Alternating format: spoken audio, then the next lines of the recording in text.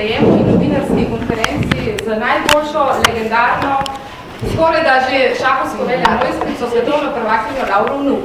In naj povem, da je Laura Vnuk v bistvu edina Slovenka, ki je sploh svetovna prvakinja v šahu in tudi edina Slovenka z 2 naslovoma svetovne šahovske prvakinje. Pravijo, da gre v tretje rado, tako da sploh ne dvomimo. Dobro, zdaj pa bi jaz prosila najprej gospoda Milana Kneževiča, da v imenu Šahovske zveze Slovenije pove par besed in Lauri uradno čestita. Ja, lepo je v takej priložnosti spregovoriti, ampak težko je pa najti prave besede za tako izjemno uspeh, ki ga Laura dosegla v zadnjem času, v zadnjih letih, ki ga dosegaš. Torej, spoštovana, draga Laura, drage šahiste, šahisti, spoštovani gostje, jasno posebej spoštovana gospa ministrica, dr. Maja Markovič-Brenčič, veseli smo, da ste si vzeli čas ob tem slovesnem našem dogodku. Takih je malo, čeprav v Sloveniji v zadnjem času beležimo število izjemnih športnih dogodkov in uspehov. No in tem uspehom se pridružujejo tudi slovenski šahistke in šahisti, predvsem po zaslugi naše drage Laure, ki je, kot je že bilo rečeno, drugič postala svetovna šahovska prvakinja. Slovenski šah se ponaša v svoji skoraj 90-letni zgodovini z več pomembnimi posamičnimi ekipnimi dosežki na svetovnem šahu, vendar takega rezultata pa ne beležimo. Dvakrat biti svetovni prvak ali pa svetovna prvakinja, to je res nekaj izjemnega. Tudi najboljše šahistke in šahisti to težko dosežejo. Zato je ta tvoj rezultat ravla še toliko za slovenski šah, ženski šah, slovenski šah, pa tudi za Slovenijo toliko bolj pomembni.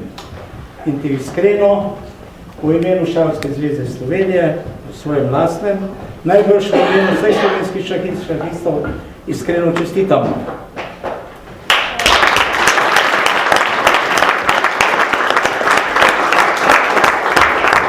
Čestitke in zahvalo si zaslužijo vsi tisti, ki so ti kakorkoli od malega, ko si začela spoznavati šahovske figure, pomagali pri tvojem razvoju.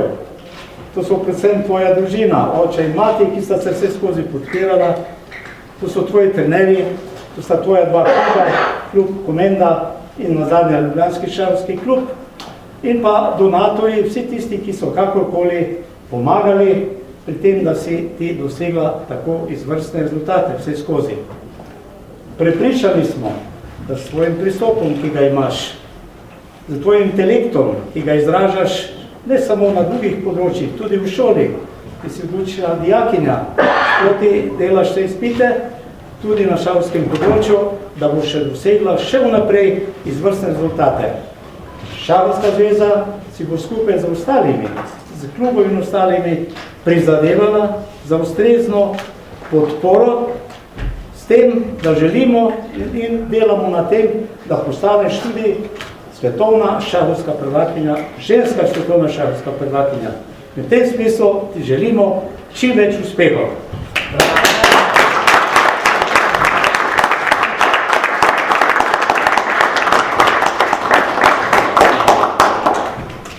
Predsednik, tukaj imate še.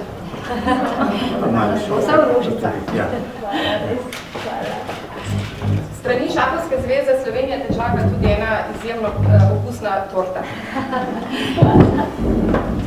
Zdaj bi pa prosila gospo ministrico, če lahko tudi pove par besed o tej slavnostni priložnosti. Jaz sem že pričakala Lauro kar spodaj tudi z enim drobnim presenečenjem. Ne samo, da smo vsi izjemno ponosni na njo, ampak kar cela Slovenija aplaudira, kajti miselni športi so poseben zalogaj.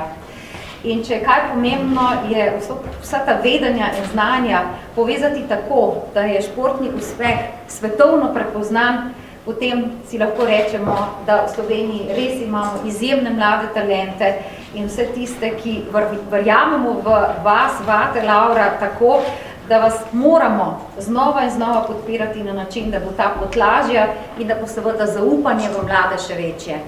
In zato še enkrat iskrene čestitke iz srca. Tudi na ministrstvu podpiramo aktivnosti na področju šaha. Veliko krožkov je v šolah, že v osnovnih šolah, ki to spodbujajo. In vem, da smo zadnje tedne predvsem navijali za tiste običajne športe, kot jim rečemo. Ampak če kaj tudi v življenju pomembno je, tako kot je rekel tukaj gospod Kneževič, da intelekt povežemo z jasnim, ciljnim odločanjem tako, da sledi tako prepoznavna svetovna šahovska zmaga. In to ni kar tako, kaj ne. Zato res, Laura, izjemne in izredne in seveda res iskrene čestitke. Jaz si samo želim, da bo ta vzgled, tvoj vzgled, širil po Sloveniji tako, da bomo imeli še več šahistk in šahistov in da bomo zmogli tudi ta šport še večkrat postaviti na vrh. Pa ne le zaradi Laure in podobnih, ampak tudi zato, ker bomo spodbudili marsikoga, da bo že od šolskih dni vajel v to, da je to pravi šport. Iskrene čestitke in še enkrat vedno se dobro.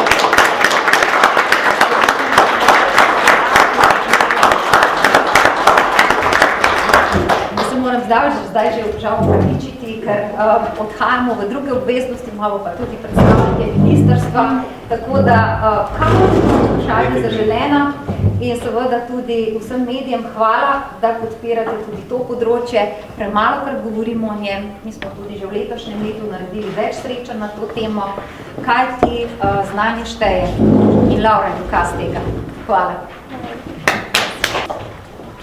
Preden bomo dali Lauri končno besedo, da spregovori, pa bi prosila še predsednika Šahovskega kluba Ljubljana, Duška Pavasoviča, da pove par besed v imenu kluba, v katerem Laura tako uspešno deluje. Laura nas razvaja že več let s svojimi rezultati, tako da seveda za vsaka športnika so sanje v principu, da postane svetovni prvak, Lauri je to uspelo že dvakrat. Za mene, kot velemojster Šahovskega, je pa predvsem impozanten način, na kakšen je to doseženo. Namreč, ne vem, če vi vsi veste, da je Laura v drugem kolu izgubila partijo in je potem nanizala 8 zaporednih zmag na tem turnirju. To za mene je odraz pravega šampionskega značaja. Tako da v imenu Šahovskega kluba Ljubljana in v mojem lastnem imenu moram povedati, da smo izredno ponosni, da si naša članica in si želimo, da bi bila pri nas še čim več let in ravno tako uspešna. Čestitam.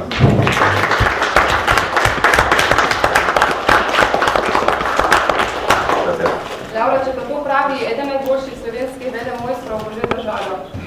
Kar se tiče tega, da ne smemo po porazu obupati, ampak moramo se še bolj boriti.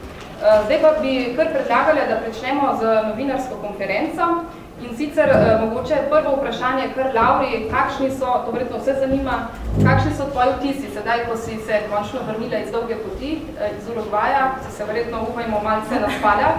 Kakšen je občutek biti dvakrat svetovni prvak? Jaz besedami ne morem opisati, kako se počutim, zato ker biti enkrat, kot ste rekli, biti enkrat svetovni prvak je bilo izjemno in zdaj drugič ponoviti uspeh je nekaj, kar vsak sanja praktično, tako da jaz sem res izjemno zadovoljna s svojim rezultatom in sem zelo, zelo vesela. V redu. Zdaj pa me zanima, če ima mogoče, to je za uvod, če ima kdo od novinarjev kakšno vprašanje, če ne bom kar jaz nadaljevala. Zagotovo ima. Torej, mogoče še informacije, kot je rekel Duško, Laura nas že vrsto let razvaja z odličnimi šahovskimi rezultati. Naj omenim, poleg tistega 2014, ko je prvič postala svetovna šahovska prvakinja, največje uspehe, ki jih je nanizala v letu 2016 in pa 2017.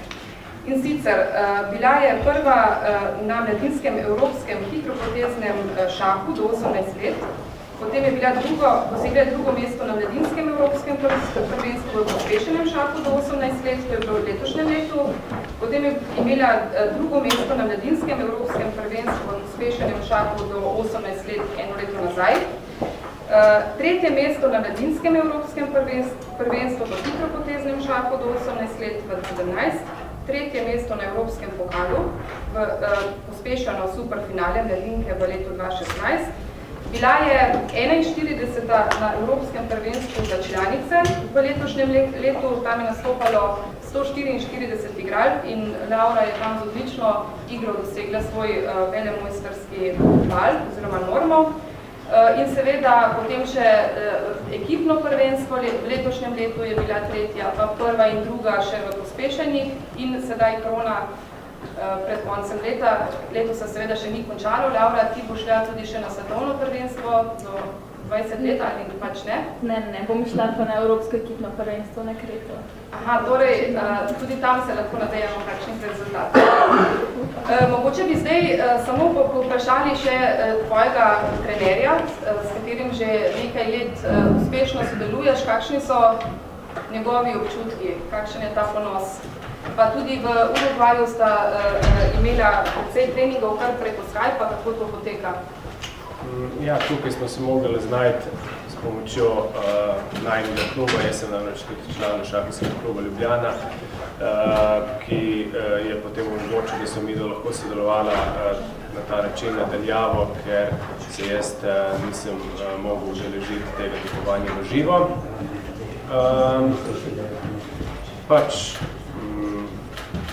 Zame to ni neko veliko presenečenje.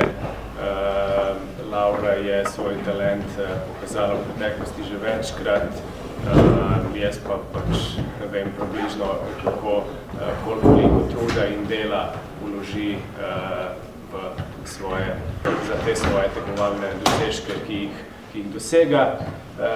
Po mojem mnenju je Laura v mladinskih konkurencah dokazala že vse, kar se v bistvu da dokazati, in mislim, da v prihodnosti bi se morala osredotočiti na člansko konkurenco in se skušati na svetovni vrh, za kar mislim, da ne potrebujemo več nikakršnih dokazov. Sem pa pridružil v bistvu za mizo tudi oče, gospodične Laure, gospod Robert Unuk. Gospod Robert, še za vas vprašanje, kako je to, kako brzdate v bistvu take krasne naslove, ki vam jih prinaša vam in nam Laura? Kako je to vse prenesti? Ja, takrat, recimo, kada tekmuje je zelo naporno, ker mi je zelo čustveno spremljeno na dogajanja, večinoma partij, razen ene, vse partije gre tudi na spletu obživo predvajanje, tako da glede na to časovno razliko smo mi morali pol malo kasneje spati in tako naprej, glede na to, da je šlo vse tako gladko, potem po drugem kolu smo imeli z največjim veseljem. Splošno pa v Lauro smo skozi verjeli, zato ker je bila že od 3. razreda, ko je bila navdušena šahista, recimo ljubezen do šaha samo še rasla, tako da potem, ko je dobila tudi je potem ta svoj talent odlično odločila. Ja, se jaz tudi lahko iz prve roke potrdim, da je Laura v bistvu celostna športnica. Ni samo šahistka, ampak je tudi skratka odlično kondicijsko pripravljena. Jaz, ko z njo hodim na turnirje, ona je v fitnessu, pa teče, pa plava. Skratka, te stvari jemlje zelo resno. Laura, povej nam mogoče, kakšne so tvoje priprave, da prideš res do tega nivoja? Ker še javnost si naivno predstavlja, da cele dneve samo sedimo in ne počnemo nič drugega, kot premikamo figure. Povej nam, kakšen je kruti trening šahistke? Ja, torej pred svetovnim prvenstvom sem se s trenerjem veliko pripravljala. Na teden sva imela približno 6 ur treningov. Seveda, te treningi so bili vse od otvoritev središčnice končnic. Seveda pa sem tudi sama doma rabila delati tudi na drugih področjih, drugače mislim, da mi ne bi ravno uspela. Seveda pa ni vse samo v šahu, je pa saj zelo rada tudi kdaj grem ven na sprehod, grem na tek, grem tudi rada delam druge športne aktivnosti, saj mislim, da resen šahist oziroma tisti šahist potrebuje neko kondicijo, da zdrži za šahovnico, ne vem, po 5-6 ur, samo da misli o partiji. Drugače pa, ko govorimo o tem prvenstvu, kako sem se pripravila na partije, sem ostala zjutraj zelo zgodaj, sem šla na zajtrk, sem tako šla malo na tekaško stezo, ker nisem si ravno upala ven hoditi po Urugvaju. Potem sem imela priprave s trenerjem, sem se pripravila na nasprotnico po 1 uro, uro pa pol. In potem šla na partijo in vedela, da sem naredila vse, kar sem lahko naredila, da premagam nasprotnico in nisem presenečena za partijo. Je poraz v drugem kolu močno potrl ali te je samo spodbudil, kakšna je resnica? Tako, v bistvu, po drugem kolu, ko sem izgubila, med partijo se mi je zdelo, da nisem naredila neke velike grobe napake in ko sem analizirala partijo, sem tudi videla, da nisem spregledala čisto nič, saj me je praktično pozicijsko nadigrala, naredila sem eno majhno napakico in sem vedela, da je nasprotnica res dobro igrala in sem priznala poraz. Potem pa tretjo partijo sem prišla z večjo motivacijo in ko sem premagala nasprotnico, sem vedela, da je še vse odprto, ni poraz, mislim, od 11 partij seveda en poraz ne pomeni ravno veliko. Me je malo psihično izmučil, vendar mislim, da je bil potreben, da sem potem dobila to večji zagon, večjo motivacijo za naprej in mi je uspelo potem zmagati 8 partij zaporedno. Kaj pa tisti trenutek, ko si vedela, da si tik pred zmago, pa še tisti tik pred zmago, ko si še za samo partijo in veš, da je v bistvu konec tu in da boš svetovna prvakinja. Kaj je šlo takrat ti po glavi? Ja, spomnim se, igrala sem s Poljakinjo in sem vedela, da če zmagam, težko uidem drugim. Nisem pa vedela, ali da sem že 100% prva, vendar ko sem zmagala, sem bila seveda čisto vesela, z nasmeškom šla lepo nazaj v sobo in šla spremljati druge partije, da sem vedela, kako gre tisti za mano, ki je imela 1 točko manj in ko sem videla, da je izgubila, sem praktično začela skakati, bila sem res vesela, ne vem, kako je šlo vse po glavi, ampak vedela sem, da sem svetovna prvakinja in da mi ne morejo iti, kar je bilo zelo, zelo dobro. Zdaj, Laura, mogoče, če nam orišeš v letošnjem letu tvoje načrte oziroma za prihodnost, kakšni so tvoji šahovski cilji in osebni? Torej, zdaj, ko sem svetovna prvakinja, sem dobila drugo normo za žensko velemojstrico, tako da moj prvi kratkoročni cilj je, da postanem ženska velemojstrica, vendar potem seveda s večjimi treningi moj dolgoročni cilj je, tako kot je rekel trener, da bi dobro nastopila tudi v članski konkurenci in pač kot moj cilj nekoč postati tudi članska svetovna prvakinja. Zdaj pa mogoče kdo iz publike oziroma novinarji vas vabimo k kakšnemu vprašanju, če ima kdo? Ja, mogoče, samo to vam več nič precizirati. Še ostane potem kaj časa za neko tako zasebno življenje, mislim, prostega časa, ne, pa mogoče imam ta. Ja, ostane, nekaj prostega časa ostane, sicer zdaj, ko sem bila toliko odsotna od šole, bom veliko časa tudi preživela za šolske obveznosti, prepisovanje, teste. Letos imam tudi maturo, tako da bom veliko svojega časa vložila v šolo. Hkrati bom mogla vlagati v šah, vendar vedno se najde nekaj prostega časa. Včasih se tudi malo zamenja za šahovski trening, ampak kaj rečem, ne? Vedno je nekaj. Ja, prvič, ko sem videla listo igralcev, da se je bilo 46 igralk, kar je bilo zelo malo, sem se rekla, zato ker sem bila že v večjih konkurencah. Sem imela hude nasprotnice, kot so prva nosilka je bila Rusinja, druga nosilka je bila Kitajka. In to sta dve veliki šahovski velesili, ki sta v bistvu strah in trepet.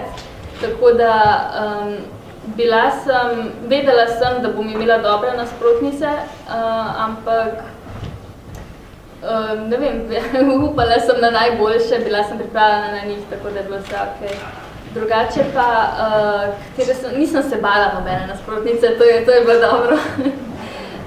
Ampak ja, te Rusinje, Kitajke, tudi Grkinja je dokazala, da je dobro igrala Ukrajinka, vse so bile zelo močne konkurentke in sem zelo vesela.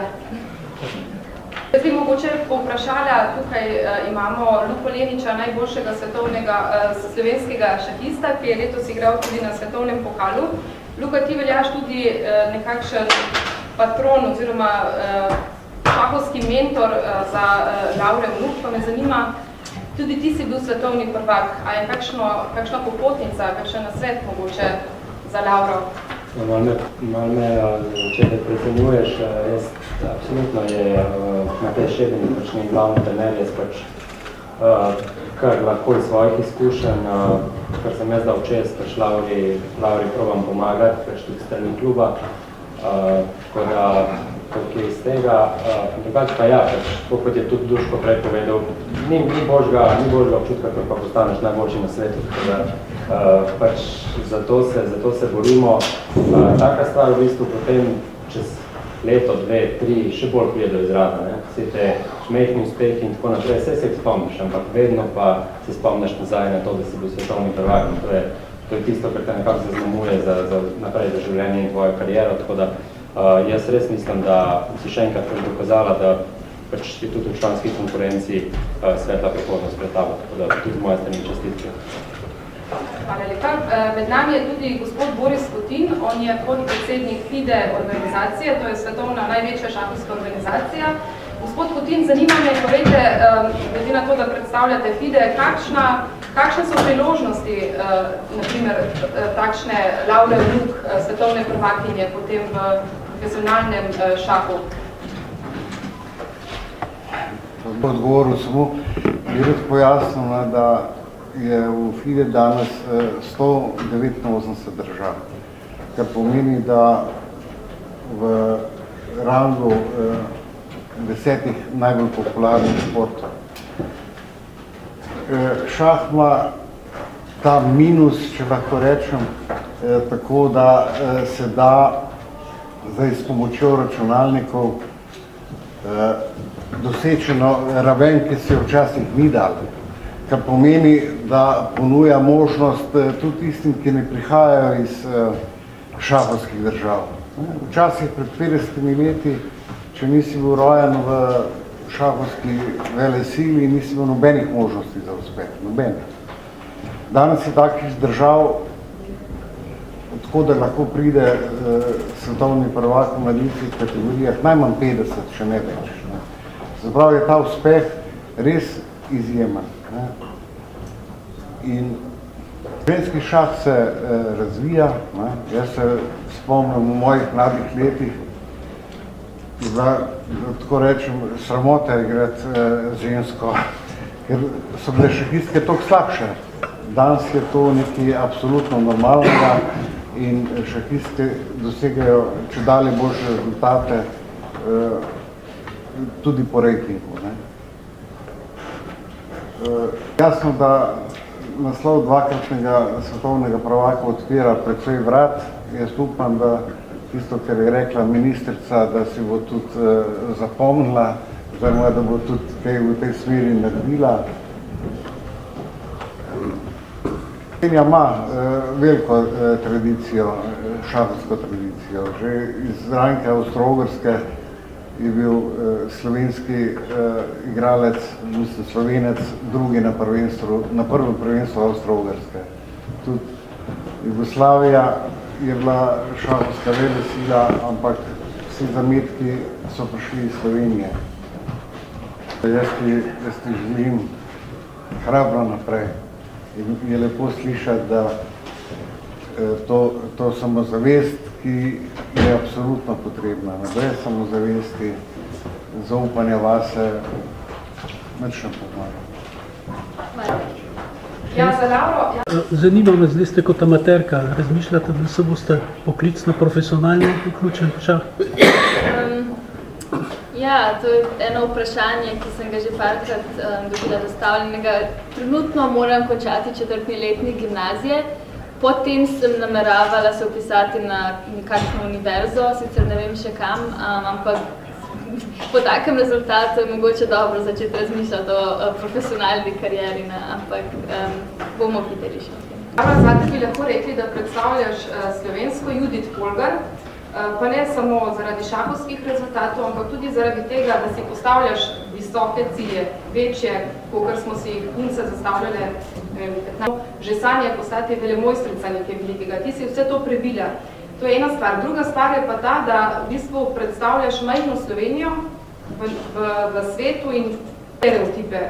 Od tega, da ni mogoče iz nešahovske, čeprav mi smo šahovska država, ne, ampak smo vseeno majhni, mi smo vele sila kot Rusija in Kitajska.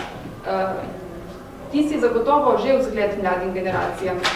Kaj bi rekla, jim priporočaš igranje šaha? Kaj šah sploh prinese mlademu človeku?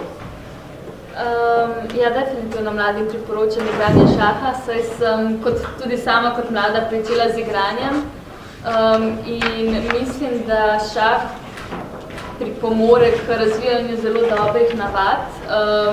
Če nič drugega, ponavadi igrajo, vsaj miselne igre, ponavadi igrajo tudi kakšni predmeti, kot so logika, matematika, mogoče fizika. In mislim, da je šah je v bistvu neka taka igra, šport, ki predstavlja, ne vem, nekaj zelo lepega in plemenitega. Da. In seveda priporočam vsem mladim, da vsaj pogledajo igro, saj je zelo, zelo zanimiva, ko se enkrat začne. Hvala. Laura, zdaj pa bomo dali še besedo tvoji šahovski kolegici, Zali Ur. Mislim, da lahko rečemo, da ti dosti čaka svetla prihodnost, da že gre po tvojih stopinjah. Zdaj, glede na to, da se ti postavlja svetovna prvakinja in njeno 7. mesto mogoče malce prezrto, ampak vseeno gre za fantastičen rezultat, tako da Zala, lepo prosim, če tudi ti poveš svoje vtise iz svetovnega prvenstva, kakšno misel. Na začetku prva kola sem šla malo slabš. Prvo kolo je bilo še posebej naporno. Vsi so zmagali, vsi Slovenci so zmagali, tudi košarkaši so bili na tisti dan zmagali in postali evropski prvaki. Jaz pa sem po 5 urah pa pol prišla ven in povedala, da sem zgubila, tako da to je bilo res stresno. Tudi nadaljne par partij se ni pokazalo, da bi se kaj obrnil. Potem pa je prišel dan, prosti dan. Takrat sva z očijem razmislila, kaj pa kako naprej, kako bova nadaljevala in začele so se tudi zmage. Praktično sem zmagala skoraj vse do konca. Remizirala sem edin proti najboljši na tem turnirju ženski konkurenci, pa je bilo tudi zame veliko uspeh. Tako da sem si na koncu prislužila tudi 7. mesto, pa sem si 7. mesto sem si delila s 3. Po dodatnih kriterijih pa sem bila pač 3. 7. Odlično, torej lahko rečemo, da si delila 3. mesto. Bravo, bravo. Jaz samo dodam, da Zala sicer tudi ima letos eno odličje iz mednarodnih tekmovanj, namreč pred dobrim mesecem dni je na evropskem ekipnem prvenstvu do 18 let osvojila srebrno medaljo v drugi slovenski ekipi. Ana, preden ti častni predsednik izroči šopek, povej nam še tvoje skrite načrte za prihodnost šahovsko. Ja, moj dolgotrajni načrt je seveda, da postanem velemojstrica. To si želim že odkar sem začela igrati šah. Drugač pa tako, po lavrnih poteh, svetovna prvakinja.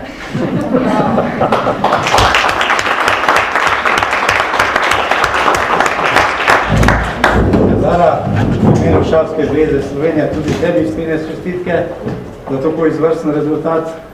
in upamo, da se bo tvoje želje uresničile čim prej. V tem smislu tudi želimo čim več uspehov.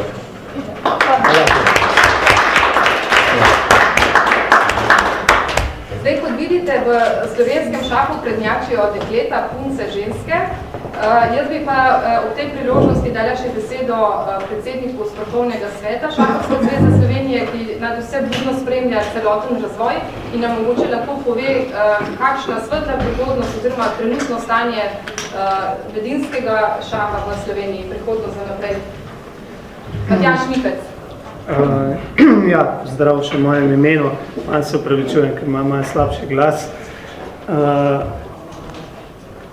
Zdaj, rekel bi tako, najprej, da sem sam, kljub temu, da verjamem v naše šahistke, v Lauro, Zalo in druge, sem izredno presenečen, ker to letos nista bile edine 2 medalje, kot je že povedal mladinski selektor. Letos smo osvojili 12 medalj na evropskih pa svetovnih prvenstvih.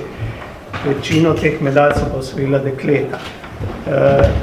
S tem računamo tudi v prihodnje, da bodo dekleta uspešnejša, pri fantih je konkurenca še bistveno večja, to pač vemo, v vseh športih je tako, ampak se prizadevamo, da bi tudi fantje posegli po višjih mestih. Recimo na Urugvaju smo imeli predstavnika do 18 let, ki mogoče v senci teh rezultatov ne zgleda, ampak je bil 20.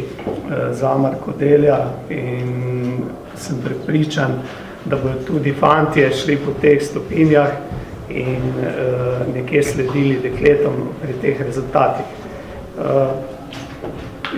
Bi še v imenu, ker me je prosil selektor ženske reprezentance, ki se danes žal ni mogel udeležiti na noben način, čeprav si je zelo prizadeval, pač v šoli ima pouk in si ni mogel pač vzeti tega časa, tudi v njegovem imenu iskrene čestitke Lauri in Zali za te dosežke. Najlepša hvala Matjažu. Zdaj sprašujem, a ima še kdo kakšno vprašanje, če ne bi počasi? Jaz bi bilo eno, glede na to, da so tako veliko uspehi, se čustvena stvar, pa bi vendar Laura nekaj vprašal. Vse se nekje začne in pri Lauri se je začelo v šalskem klubu Komenda. Jaz se spomnim kot punčko, ker sem na turneje, recimo, to je po obozu Poglajem, pa starši veliko krat, recimo, v Novo Gorico na Hitovko in tako naprej. No, tukaj med nami je tudi Blaž Debelc, z njim je tudi veliko igrala, njen sočlan v klubu in me zanima, kaj je v bistvu šalski klub Komenda pustil na tem. Moj prvi klub, v njega sem se učlanila, ko sem igrala svoje prvo mladinsko državno prvenstvo do 10 let in v bistvu biti v tem klubu je bila neka taka izjemna izkušnja. Jaz sem res hvaležna vsem članom in seveda najbolj Poglajnu, ki me je prenašal in me vozil okoli vsa ta leta po turnirjih in jaz mislim, da brez šalskega kluba Komenda ne bi bila tukaj, kjer sem zdaj in res seveda hvala vsem, ki ste me podpirali tudi že v šalskem klubu ter res izjemen klub in upam, da bo še vedno v delovanju in spodbujal naprej druge mlade šahiste in šahistke. Bravo.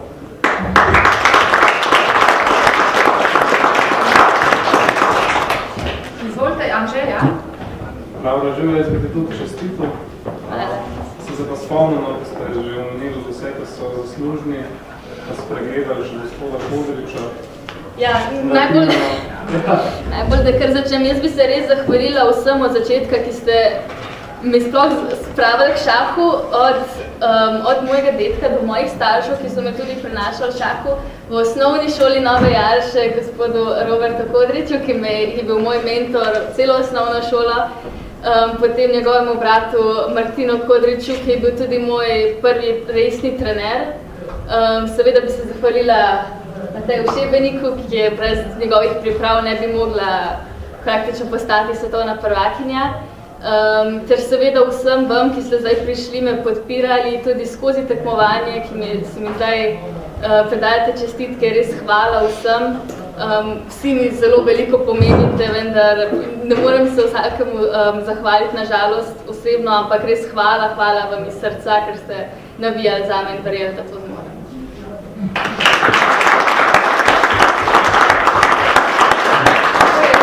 Je zelo pomembno pri šahistu tisti začetek. Mogoče gospod Kodrič, če bi lahko še z vaše strani povedali, kakšna je bila Laura, ko je bila še čisto mečkena, preden je postala svetovna prvakinja. Vem, da je zgodb verjetno za celo knjigo, pa vendarle. Meni se zdi, da je veselje dobila, ker je prišla na prvo tekmovanje. Sicer je osvojila 4. mesto, če se prav spomnim, na enem ljubljanskem prvenstvu. Bila je stara 9 let, igrala je v konkurenci do 12 let. In jaz sem takrat vsem, da so prišli igrati na tisto neke diplomce, neka priznanja. Jaz ne vem, če Laura to slučajno še hrani. Drugače, no tako, potem sve po začevanju. Najprej je bilo prvo državno prvenstvo, sem še kolikor sem lahko iz šole Manu, potem je pa res najbolj zadnjo naredil Martin. Z njim je šlo evropsko prvenstvo skupaj. To je bila še, da bi rekel, še kot popolna začetnica, ki sem netljivo osvojila 5. mesto. Res začetek je bil malo bolj krat, mislim, da 2 poraza. In potem je dobila zažon, 2 leti kasneje je Martin spremljal na svetovnem prvenstvu 5. Tako je ona je tam nekje do Južne Afrike, do tistega uspeha, tam nekje je spremljal. Tako da vmes pa marsikaj, do včasih treba malo pomagati, če je bila kakšna krizica, se malo pogovoriti in tako zadeve. No. Ampak važno je bilo, da na koncu smo vedno z naslednjim pogovorjem, ki ste boljše.